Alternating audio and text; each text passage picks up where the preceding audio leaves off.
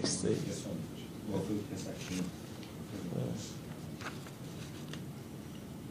Estamos aqui mais uma vez com o nosso deputado Reginaldo Lopes. Deputado Reginaldo Lopes, do Partido dos Trabalhadores, da nossa queridíssima Minas Gerais. Ele é um dos líderes da nossa Minas Gerais e nós gostaríamos de saber do senhor exatamente o seguinte: estamos aí às vésperas do final do ano legislativo. O senhor centrou bastante a sua preocupação, quer dizer, além de todos os outros assuntos, a questão tributária desse país. O que o senhor destacaria exatamente para a gente retomar no ano seguinte, já que nem tudo foi possível fazer com relação aos tributos desse país? Primeiro, eu diria para os nossos militantes das redes sociais, internautas, né, que de fato não tem a mínima possibilidade de construir uma justiça social se não usar o instrumento tributário. Então a justiça social passa por uma justiça tributária. Mas eu diria mais: na minha avaliação, é impossível retomar o crescimento econômico brasileiro sustentável sem uma profunda e radical reforma tributária. Eu vou dizer por quê. Porque o Brasil tributa 50% o consumidor. São impostos indiretos. Eu poderia colocar mais ainda os 23,6% da folha de pagamento. Então, impostos indiretos, que incidem sobre o produto, nós podemos dizer que chega a 73,6%. Então, olha o que acontece com o trabalhador brasileiro. Olha como o sistema tributário ele toma a renda do trabalhador brasileiro. Primeiro, o empregador, intensivo de mão de obra. Porque se ele for intensivo em tecnologia, ele não tem mão de obra, ele não é tributado. Então, se ele tiver lá robótica, inteligência artificial, ele não é tributado. Mas se tiver seres humanos, pessoas, trabalhadores, colaboradores, ele gasta praticamente R$1 com os impostos e R$1 ele paga o trabalhador. Então o trabalhador já recebe 50% que ele poderia receber, se a gente de fato desonerasse a folha de pagamento. É lógico que tudo, quando você mexe no sistema tributário, você tem que deslocar essa incidência que você não vai cobrar para um outro tipo de tributo, de tributação. Porque é importante, Chico, dizer, tem 4 bases de tributação que o mundo utiliza: folha de pagamento, renda, patrimônio e consumo. Então, de fato, nós não podemos continuar tributando tanto a folha de pagamento como nós tributamos no Brasil. A segunda questão é que 50% de toda a arrecadação brasileira vem do tributo indireto sobre o consumo. Então, um trabalhador, olha que absurdo, que ganha R$1.000, ele é tributado em R$500.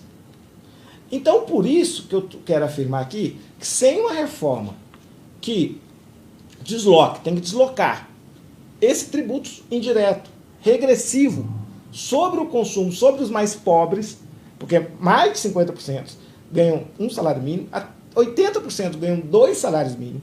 Então, nós precisamos deslocar. E deslocar para cima de quem? E aí não tem outro caminho, gente. O Brasil não pode diminuir a arrecadação, porque o Brasil está quebrado. A União, o Estado e o município. Você precisa manter o reequilíbrio federativo. Pelo contrário, precisamos colocar mais recursos nos estados e nos municípios. E a União também precisa mais recursos. Então não dá, ao mesmo tempo, para aumentar a carga tributária, mas não pode diminuir a arrecadação. Então, se a gente vai cobrar, e eu defendo que o Brasil, e estou apresentando uma PEC, que nos próximos 10 anos, o Brasil deveria reduzir o imposto indireto sobre consumo para 15%. Por que eu cheguei a esse número de 15%? Eu costumo dizer o seguinte: o Bolsonaro gosta mais dos Estados Unidos que do Brasil.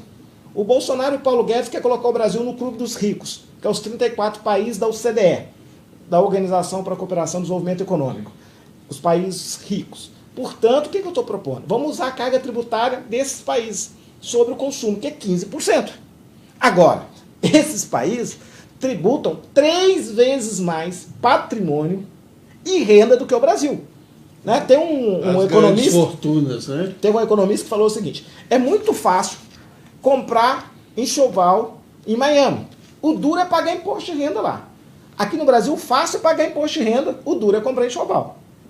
Então, nós estamos propondo o seguinte, nós temos que mudar. E aí, é lógico, o senhor entrou no outro tema. Nós precisamos cobrar. E aí, eu apresentei um pacote, é um conjunto de proposições. Eu defendo cobrar imposto de renda sobre lucros e dividendos. O Brasil criou Fernando Henrique Cardoso, a partir de 95, quando ele tirou a tributação de imposto de renda sobre lucros e dividendos.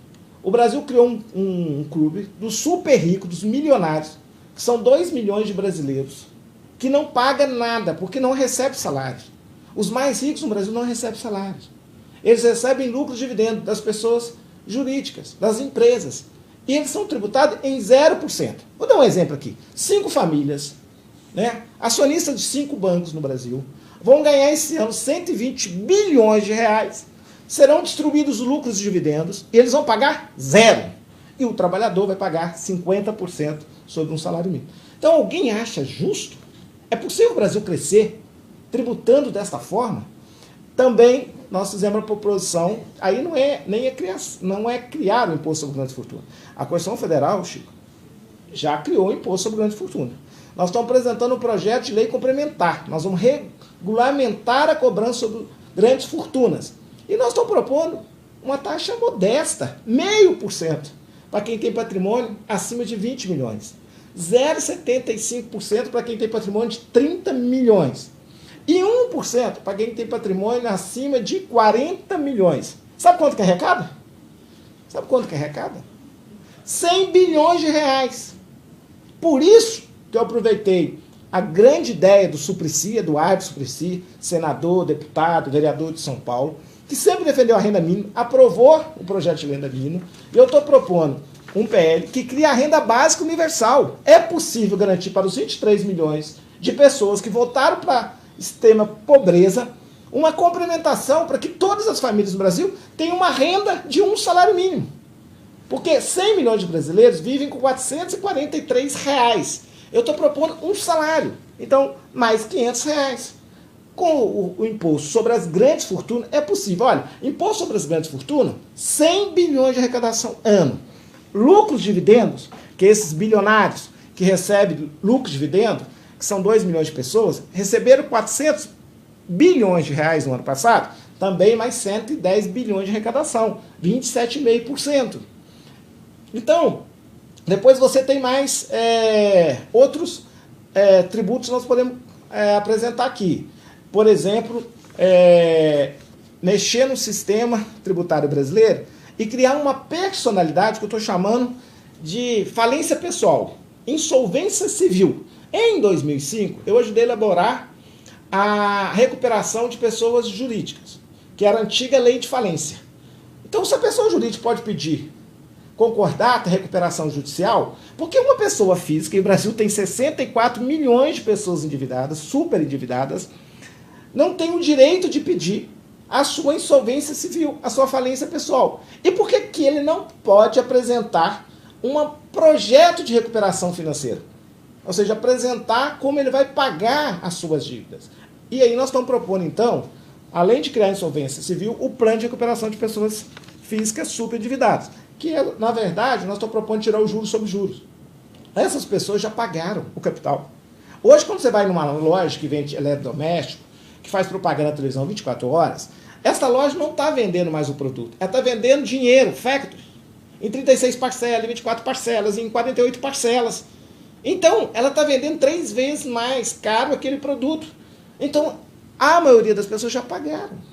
E são 64 milhões. O Ciro Gomes, para também fazer aqui honestidade intelectual, ele trouxe esse debate para a cena política na campanha de 2018, apesar que seu programa não apresentou como que se daria na prática.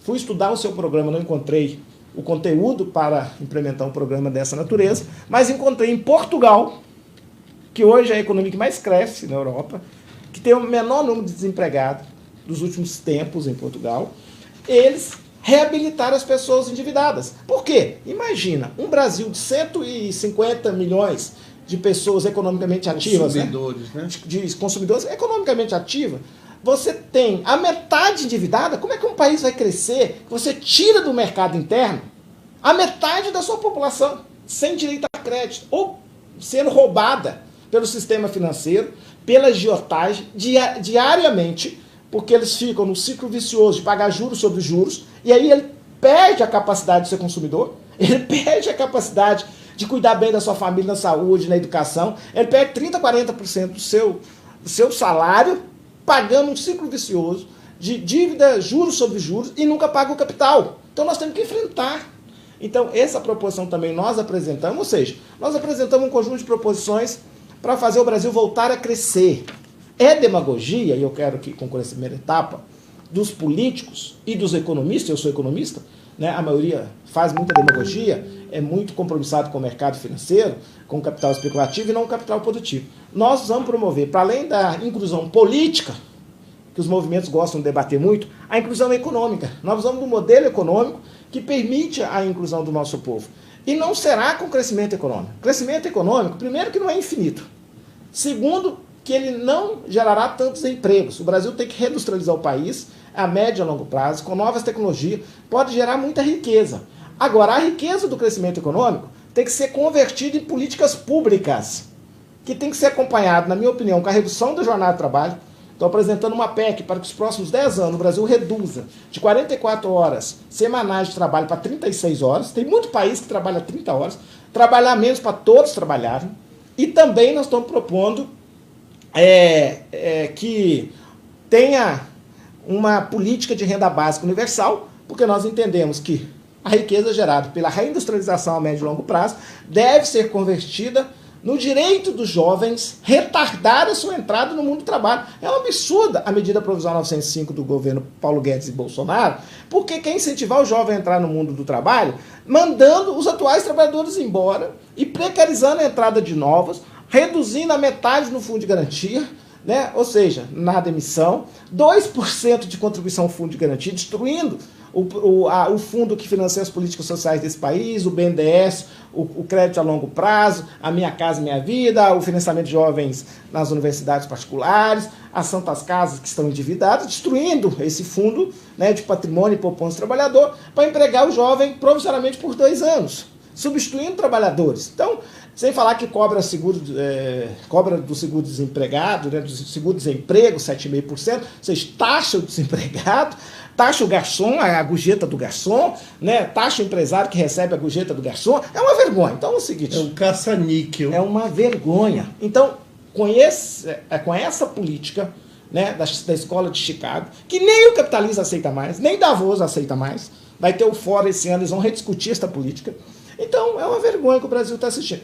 Nessa direção, lamentavelmente, o Brasil vai entrar em convulsão social. E não adianta ameaçar as pessoas, né, que vai fazer ato institucional número 5, que não sei o quê, que vai reprimir, que vai usar a Lei de Segurança Nacional. Ou seja, tem que resolver o problema. E nós temos que repensar e olhar para o futuro, e eu acho que passa por essa grande mudança estrutural no sistema tributário. Para quê? Para desconcentrar renda, para fazer o novo reequilíbrio federativo e para ter dinheiro para garantir políticas sociais. E vem aí a história do imposto de renda. Sim. Aí eu gostaria que também o senhor falasse, né, sobre o imposto de renda. Está aqui a pauta. Essa pauta aqui, a bem da verdade, é do seu próprio gabinete, viu? Seu próprio gabinete aqui, é o seguinte, nos alertando aqui. É a questão do imposto de renda. É interessante falar sobre isso, porque tanto o Jair Bolsonaro quanto o Fernando Haddad fizeram um compromisso público. Talvez dos poucos compromissos que esse governo Jair Bolsonaro apresentou foi que não cobraria imposto de renda até 5 salários mínimos. Porque ele escondeu atrás da facada, sumiu, não apresentou nenhuma ideia para o país, por isso esse governo não é legítimo. Né? O governo tem que debater, tem que apresentar as ideias. Hoje o TSE, no caso de presidente da República, registra no Tribunal Superior, registra uma carta compromisso e ele não apresentou essas ideias ao povo brasileiro. Que ia destruir o direito previdenciário, que ia acabar com as leis trabalhistas, né, que ia tributar desempregado, né? Então ele não apresentou. Né? Mas uma dessas ideias ele apresentou, que é não tributar o trabalhador até 5 salários mínimos. E eu concordo. Nós não podemos tributar mais com imposto de renda pessoas que ganham 2 salários. E com a maior alíquota, 27,5%. O Brasil, dos países da OCDE, dos 34 países que pertencem à OCDE, o Brasil tem uma das menores taxas, alíquota a maior alíquota é uma das menores na tabela de imposto de renda. Então nós vamos refazer a tabela de imposto de renda.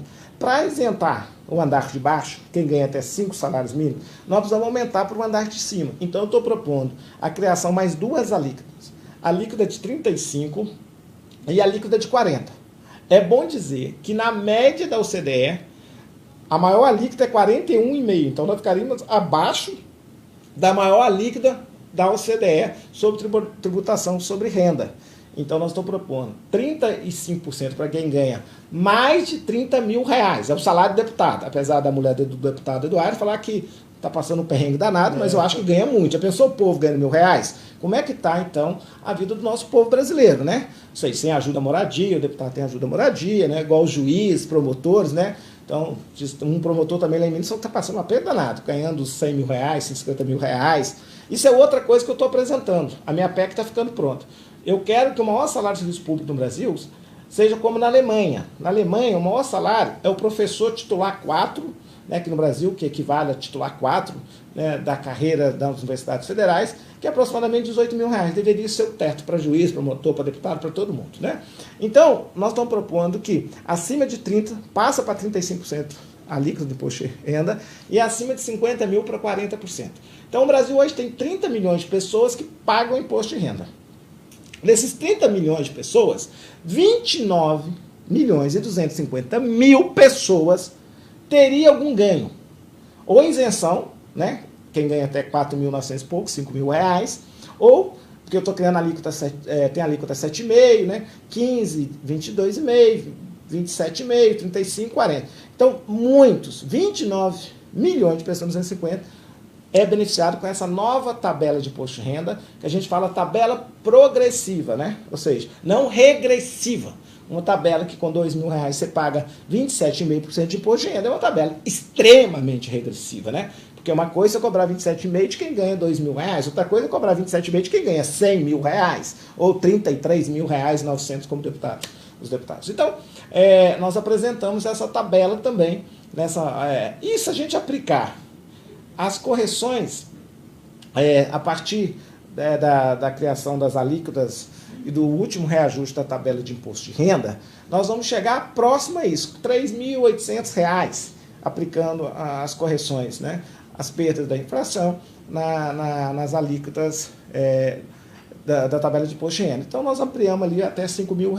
A tese é muito simples, quem ganha mais paga mais, quem ganha menos paga menos, e quem não ganha, por isso nós apresentamos a renda básica universal. Tem que receber parte da riqueza do país, né? Porque no mundo da inteligência artificial, no mundo do avanço tecnológico, né, aquilo que os países pobres ou os trabalhadores mais pobres, com menor qualificação, tinha como oferta ao capitalismo, né, mundial ou brasileiro, passarão a não ter esse atrativo mais, porque muitos serão substituídos pela chamada inteligência artificial, né, pela tecnologia. Então nós precisamos pensar um país civilizado, né? Nós não podemos apostar na barbárie.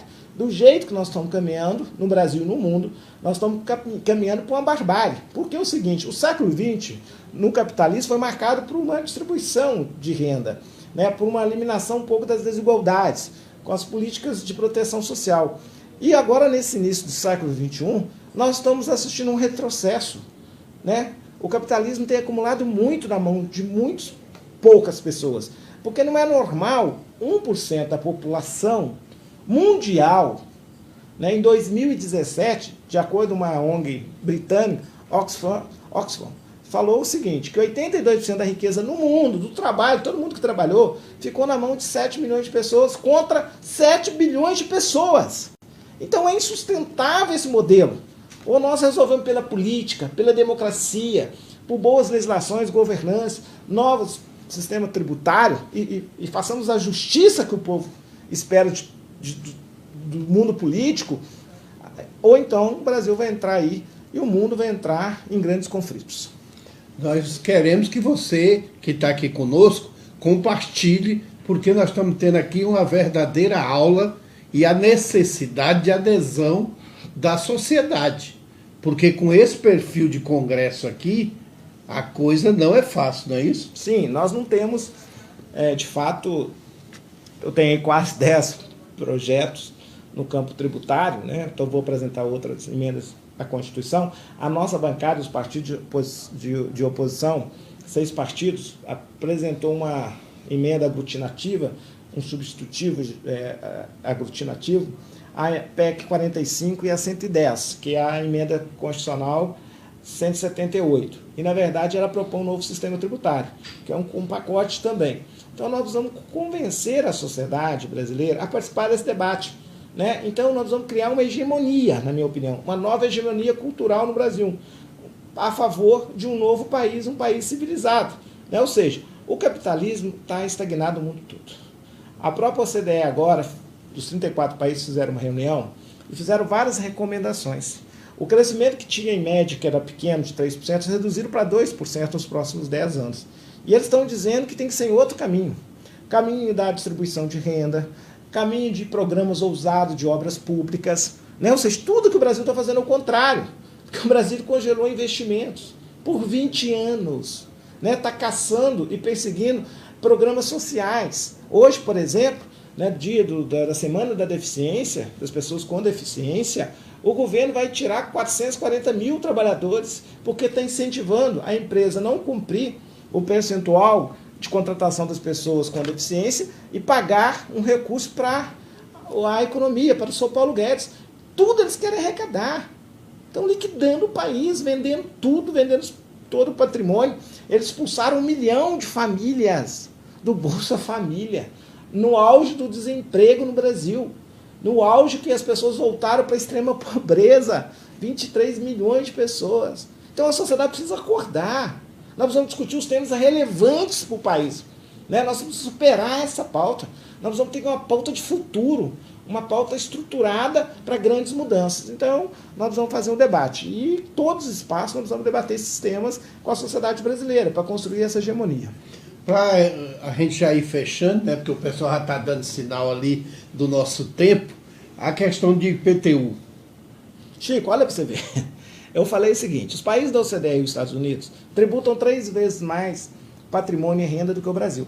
Olha, quando o Brasil tem um imposto patrimonial, né, que é sobre o patrimônio, o IPTU é um imposto, né, que tributa o patrimônio urbano, né, porque tem o patrimônio rural, que ninguém paga nenhum imposto nesse país, mas o patrimônio urbano, quando a pessoa é um inquilino, a pessoa aluga uma casa, o contrato das imobiliárias ou do proprietário da casa transfere o IPTU para a pessoa. É um patrimônio, é um imposto sobre o patrimônio, isso é uma vergonha. É uma vergonha.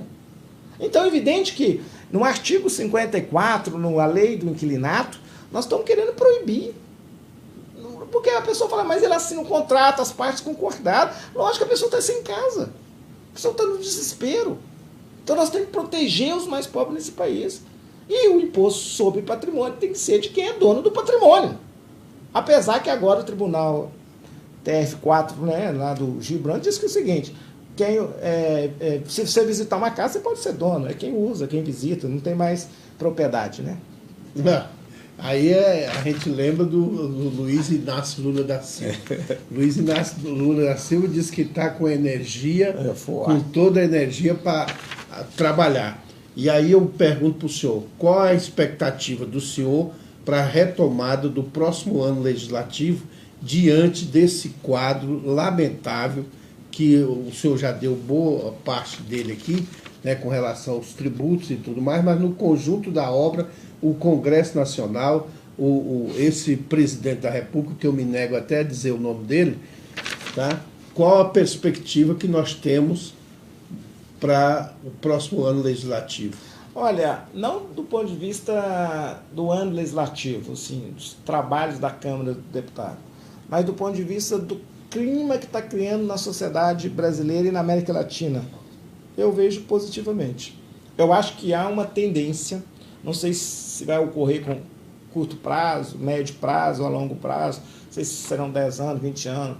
Para a história, 100 anos é que dá tendência histórica, mas eu tenho convicção que nós vamos promover uma grande mudança. É insustentável o modelo que nós estamos vivendo do estágio atual do capitalismo. O capitalismo terá que passar por uma ampla e profunda reforma, porque senão ele vai entrar em convulsão. Então, o mundo já tem dinheiro negativo, o problema não é mais. Tem dinheiro para todo lado e é negativo. O problema é que não tem consumo. né, concentrou muito. E terá que ter uma política para desconcentrar, para distribuir riquezas. Porque não é aceitável. Uma pessoa tem um patrimônio de US$ 1 bilhão, por exemplo, 1 bilhão de euros. Né? Esses dias o próprio Thomas Piketty escreveu um bom artigo num dos jornais nacionais do país, dizendo o seguinte: se a gente pegasse o PIB no mundial, todo mundo que tem mais de 25 anos de idade, você pode dar a todos um patrimônio de 120 mil euros, 500 mil reais. Então, só que tem que alguns que tem 1 bilhão vai perder aí, né? Alguns bilhões. Mas imagina, quando ele debate propriedade privada, ele fala propriedade privada que ela seja razoável, que ela não compromete o desenvolvimento do país. Né? Ele fala assim, um cara que tem 1 bilhão, se ele perder 90%, ele fica com 100 milhões, está muito rico ainda. Então nós vamos ter que encontrar aí saídas. Né? Então eu sou otimista, eu acho que esse debate começa a surgir nas camadas populares, nas periferias do país, né? E eu acho que vai criar uma hegemonia. Por que que 99% da população brasileira e da população mundial vai, através da democracia, sustentar um modelo e eleger alguém que sustenta um modelo econômico que inclui apenas 1% da sua população, e não os 99%. Então eu acredito que esse 99% vai promover grandes mudanças. Uma das coisas que, desde o meu começo, desde primeiras entrevistas que eu fiz com o senhor, né, o nosso deputado aqui, Reginaldo Lopes, do PT de Minas Gerais, um dos centros da sua preocupação é a juventude. Então, para terminar o nosso programa, eu gostaria que o senhor dialogasse um pouquinho com essa juventude brasileira. É a nossa grande esperança. Tenho também dialogado muito com a juventude brasileira. Então a juventude, não somente a brasileira, mas na América Latina, eu percebo que não sustenta esse modelo. Esse modelo é insustentável do ponto de vista social, ecológico, né, ambiental, ou seja, a juventude brasileira vai abrir trincheiras. Como todas as grandes mudanças, quem de fato são vanguarda nessas mudanças são os jovens, são a juventude. Então eu estou muito otimista. Eu acho que, mesmo no momento ainda que a gente acha que teve aí uma onda mais conservadora, mas isso é parte da onda, né? Não é o todo. Acho que a ampla maioria quer caminhos novos. Então cabe ao nosso partido, ao PT, ao Congresso, apresentar uma pauta de futuro. Né? Polarizar o país é polarizar a partir de uma pauta de futuro. Né? E é uma pauta realmente com mudanças estruturantes. Por exemplo, não cobrar mais impostos indiretos. E sobre consumo é uma pauta que marcará para o resto das nossas vidas uma mudança e uma distribuição de renda. Tem muita convicção e tem estudos econômicos que garantem isso. Ou seja, você cobrar e deslocar esse tributo injusto para quem tem muito patrimônio e para quem tem renda, você promove já mudanças significantes. Então, eu acredito que nós estamos vivendo aí, que nós vamos acumular força e nós vamos ter boas notícias para frente. Então é isso. Chegamos ao final e queremos pedir que você que esteve aqui conosco, né, compartilhe, multiplique, porque aqui quem fala é o entrevistado, não é o âncora, é quem sabe das coisas quem fala. Então as suas considerações finais e para nós concluirmos. Um abraço, quero aproveitar, né? Não sei se eu vou ter a oportunidade, nós vamos virar o ano. E quando a gente vira o ano, a gente renova nossas energias. E eu tenho convicção que nós vamos acumular esse debate, eu acho que nós vamos ocupar as ruas, praças, escolas e debater um novo programa de país, né? Urgente, né? E em especial, já que nós falamos da juventude, a juventude. Nós vamos ter um programa que permita a juventude ter acesso à cultura, à educação, à arte, à dança, à música, né? E à boa formação, né? Formação de verdade. Então essa grande revolução passa aí por esta inclusão no processo educacional, né? A nossa educação ela é prejudicada pela desigualdade. Por isso que parte da mudança no processo educacional é mudar as desigualdades. Então, acho que esta combinação de modelos, né, que tem como a economia um centro para a gente promover as demais mudanças, é super importante. E eu conto com a juventude para ocupar as ruas, as praças e promover uma grande mudança. É isso aí. Então, juventude, juntos à vitória. Sempre.